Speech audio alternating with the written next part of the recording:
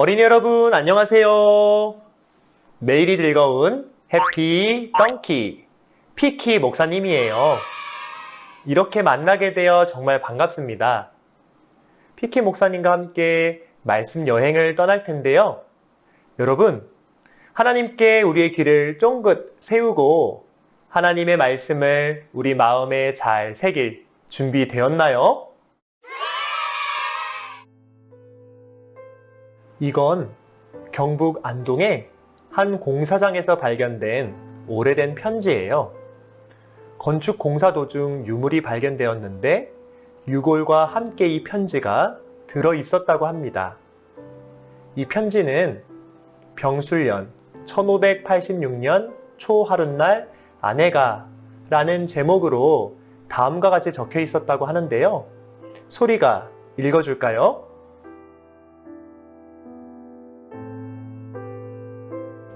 당신은 늘 나에게 머리가 하얗게 새도록 살다가 함께 죽자고 하시더니 어째서 나를 두고 먼저 떠나셨나요?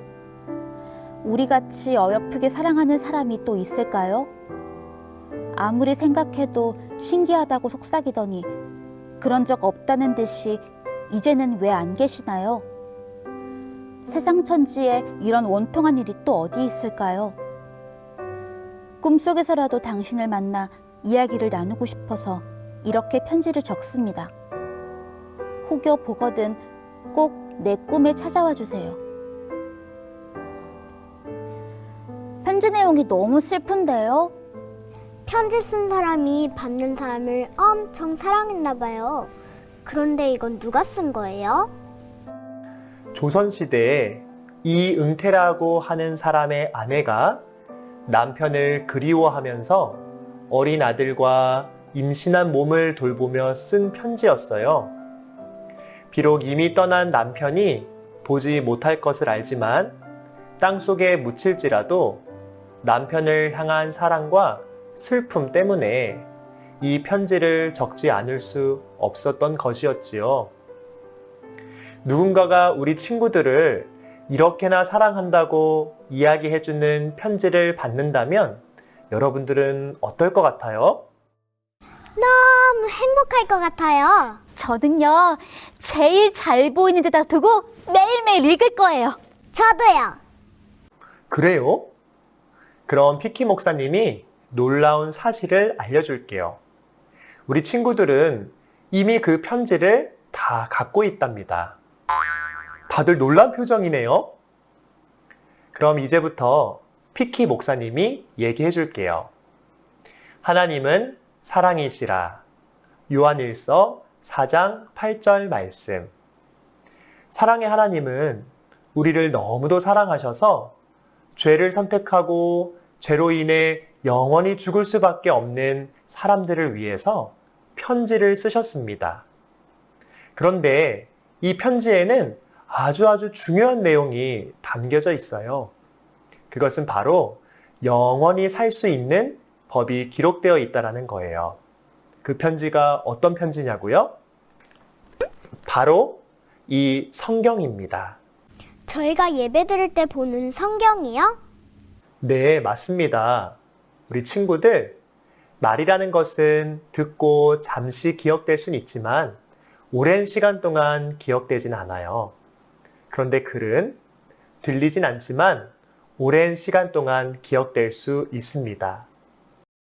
모든 성경은 하나님의 감동으로 된 것으로 교훈과 책망과 바르게 함과 의로 교육하기에 유익하니 이는 하나님의 사람으로 온전케 하며 모든 선한 일을 행하기에 온전케 하려 함이니라. 디모데후서 3장 16절에서 17절. 그런데요, 피키 목사님. 성경은 하나님의 감동으로 된 것이라고 적혀 있는데 하나님의 감동이 뭐예요? 하나님의 감동은 하나님의 호흡을 뜻해요. 사람은 글자에 생명을 불어넣을 수 없지만 하나님의 편지를 모든 사람들이 생생히 느낄 수 있도록 하나님은 당신의 호흡을 성경 한 글자 한 글자에 불어넣으셨답니다. 근데 여러분, 하나님은 여기에 그치지 않았어요. 하나님께서 준비한 것이 또 있어? 라고 생각하시는 친구들도 있을 거예요. 하나님이 세상을 이처럼 사랑하사 독생자를 주셨으니 이는 저를 믿는 자마다 멸망치 않고 영생을 얻게 하려 하심이니라. 요한복음 3장 16절 말씀. 자, 우리 친구들 이렇게 성경 위에 손을 한번 올려볼까요? 어떤 느낌이 드나요? 하나님께서 저를 얼마나 사랑하시는지 성경에 적혀 있다고 하니까 빨리 읽어보고 싶어요. 저는 그동안 성경을 소홀하게 여긴 게 너무 죄송해요. 그래요. 우리 앞에 있는 이 성경은 하나님께서 우리 친구들을 너무나도 사랑하셔서 보내주신 사랑의 편지예요.